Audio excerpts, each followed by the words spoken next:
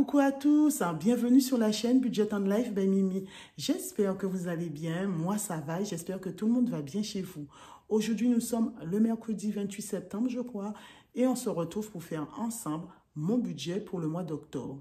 Alors c'est quelque chose que j'aime vous partager environ tous les 3 mois, surtout quand il y a quelques changements. Ça fait quelques jours que je ne vous avais pas posté de vidéo, tout simplement c'était dû à une fatigue passagère. Et j'avais perdu ma motivation à cause de cette fatigue. Mais maintenant que ça va un peu mieux, je suis là. Donc, j'ai décidé de tester ma nouvelle fiche budget, de retrouver mon format papier.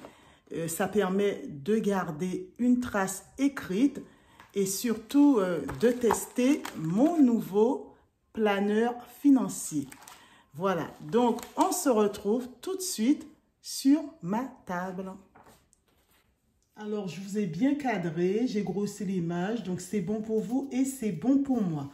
Je ne sais pas ce que vous pensez de ma nouvelle fiche budget, mais moi, je la trouve trop canon et je l'adore. On part sur du budget réel, puisque j'ai déjà perçu mon salaire. En revenu, nous avons mon salaire. Ce mois-ci qui s'élève à 2423 €. Alors, le salaire de tous les fonctionnaires a augmenté d'environ 3,5% depuis cet été, ce qui correspond pour moi à environ une cinquantaine d'euros, ce qui est plutôt pas mal, même si c'est bouffé par l'inflation. J'estime que j'ai beaucoup de chance parce que tout le monde n'a pas eu cette augmentation. Les gens qui ne sont pas fonctionnaires n'ont rien eu et ils subissent de plein fouet cette inflation. J'ai la CAF qui a également augmenté. Maintenant, j'ai 245 € puisque mon fils a eu 14 ans. Et quand vous avez votre deuxième enfant qui a 14 ans, donc vous percevez une majoration d'environ une soixantaine d'euros. Mais vu que moi, je perçois la moitié des allocations familiales, pour moi, c'est une trentaine d'euros. Et en autres revenus, j'ai mon CE qui me verse toujours 167 € pour mon fils, ce qui nous fait un montant total de 2835 €. Et comme vous le savez, je vais tout de suite mettre de l'argent dans mes épargnes.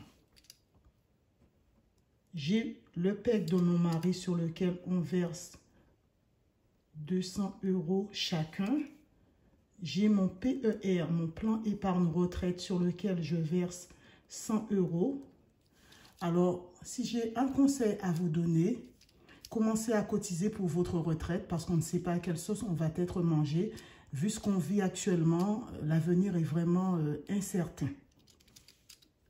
Sur mon CEL, mon compte épargne logement, je vais verser ce mois-ci 100 €. Alors, avec mon mari, on s'est lancé un challenge, c'est de payer par anticipation notre prêt immobilier et ça dans les 2 ans.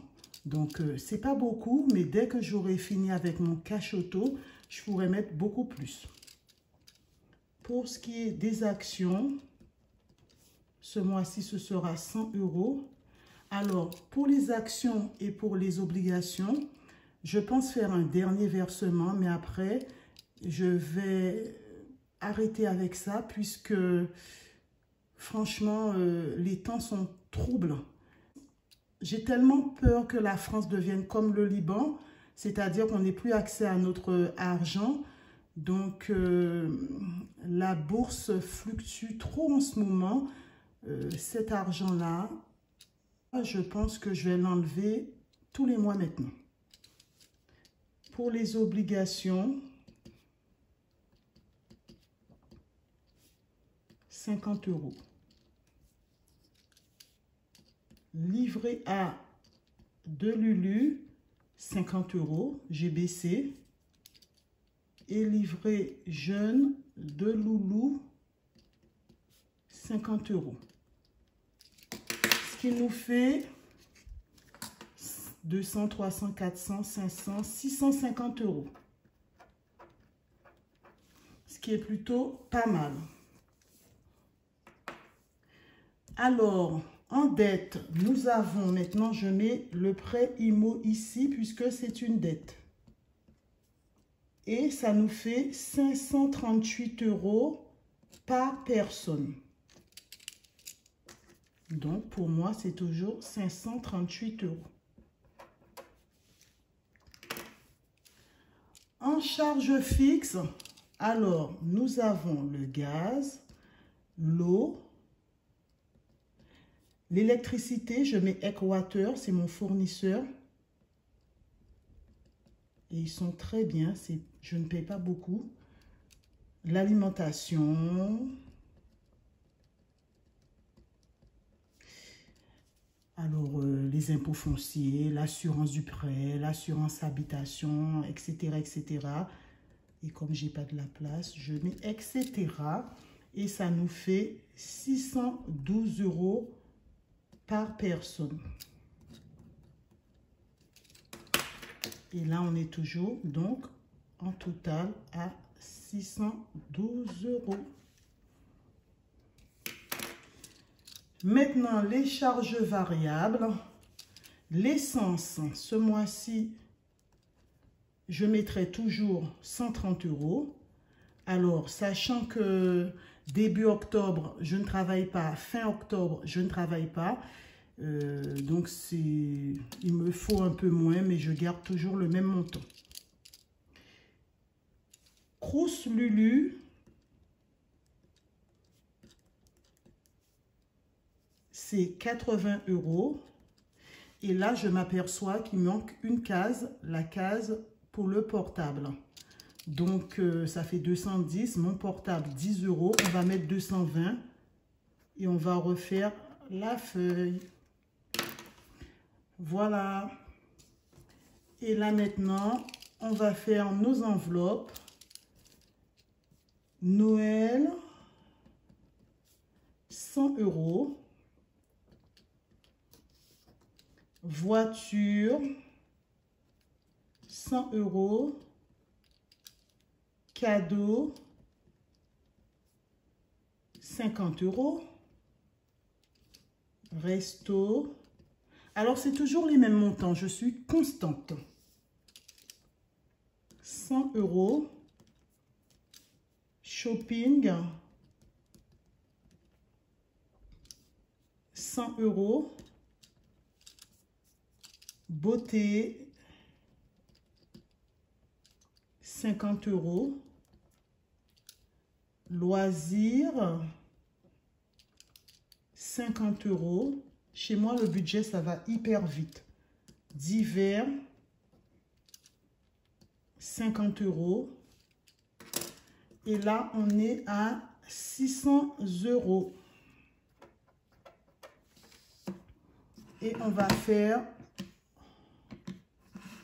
le total général.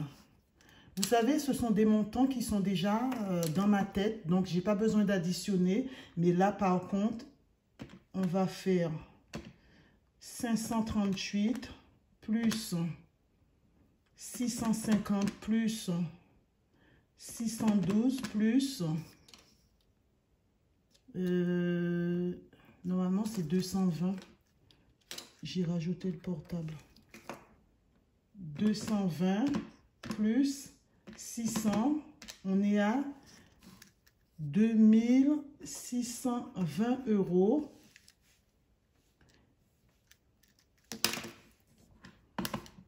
Donc 2835 moins 2620, il me restera 215 €.